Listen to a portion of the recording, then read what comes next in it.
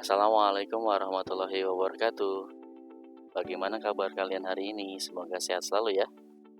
Pada kesempatan hari ini, Bapak akan menjelaskan terkait dengan materi lembaga sosial, yang mana dalam lembaga sosial yang nantinya akan Bapak jelaskan ialah berkaitan dengan yang pertama, definisi lembaga sosial, yang kedua, fungsi lembaga sosial, yang ketiga, proses perkembangan lembaga sosial, dan yang terakhir, berkaitan dengan karakteristik lembaga sosial.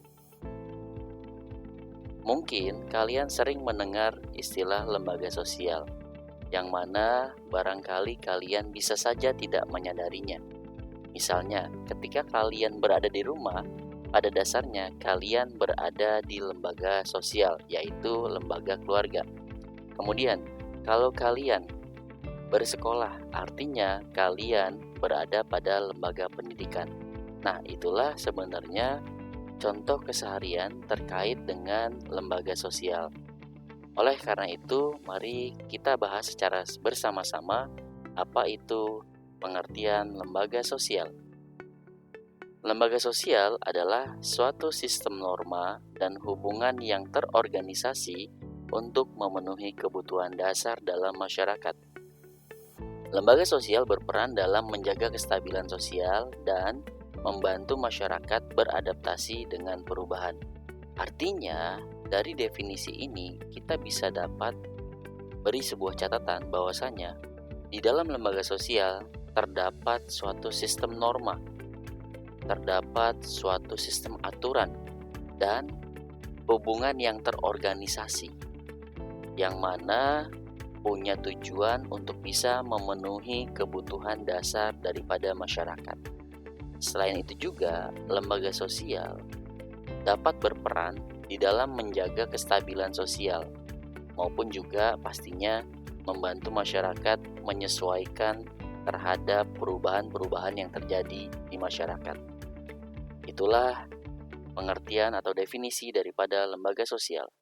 Yang kedua, terkait dengan fungsi lembaga sosial. Yang pertama, fungsinya ialah pengaturan sosial. Maksudnya ialah lembaga sosial berfungsi untuk mengatur perilaku masyarakat agar sesuai dengan norma dan nilai yang berlaku, sehingga tercipta keteraturan sosial. Fungsi yang kedua, pemenuhan kebutuhan. Maksudnya ialah lembaga sosial membantu individu dalam memenuhi kebutuhan dasar seperti pendidikan, kesehatan, dan perlindungan. Dan fungsi yang ketiga ialah kontrol sosial atau pengawasan sosial, yaitu melalui aturan dan norma, lembaga sosial mengontrol perilaku individu agar tidak menyimpang dan tetap dalam batas-batas yang diterima masyarakat. Contohnya dalam kehidupan sehari-hari kita bisa berikan ialah lembaga hukum, di mana dalam lembaga hukum pasti ada pihak kepolisian, pengadilan, maupun juga kejaksaan. Sedangkan fungsi lembaga sosial yang terakhir ialah sosialisasi, di mana lembaga sosial berperan dalam proses sosialisasi, di mana individu belajar norma, nilai, dan peran sosial. Itulah fungsi daripada lembaga sosial. Yang berikutnya terkait dengan bagaimana proses perkembangan lembaga sosial. Lembaga sosial berkembang seiring dengan perubahan kebutuhan masyarakat. Perubahan ini bisa disebabkan oleh faktor internal atau faktor yang berasal dari dalam masyarakat, seperti perubahan teknologi dan nilai, serta faktor eksternal atau faktor yang berasal dari luar masyarakat, seperti globalisasi dan interaksi antar budaya.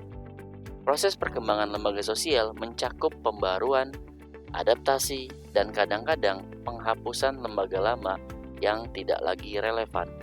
Artinya, proses perkembangan lembaga sosial berkembang seiring dengan perubahan kebutuhan masyarakat. Poin selanjutnya, atau poin yang terakhir terkait dengan karakteristik lembaga sosial. Karakteristiknya yang pertama ialah memiliki simbol. Berarti, setiap lembaga sosial memiliki simbol yang mewakili identitas dan nilai-nilai yang dianut.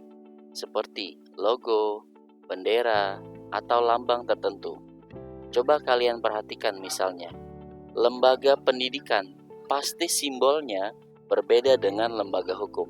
Nah, itulah yang membedakan antara satu lembaga dengan lembaga yang lainnya, yaitu berupa simbol. Yang kedua, memiliki tata tertib dan tradisi.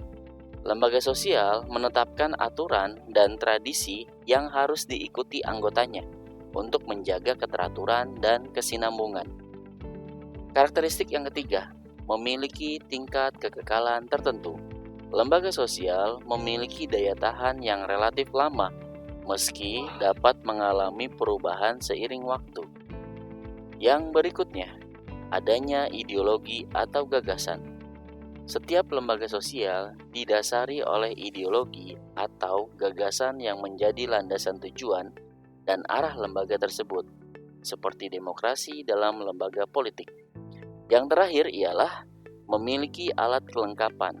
Lembaga sosial dilengkapi dengan alat-alat kelengkapan yang mendukung operasional dan fungsinya seperti gedung, peralatan, dan sumber daya manusia.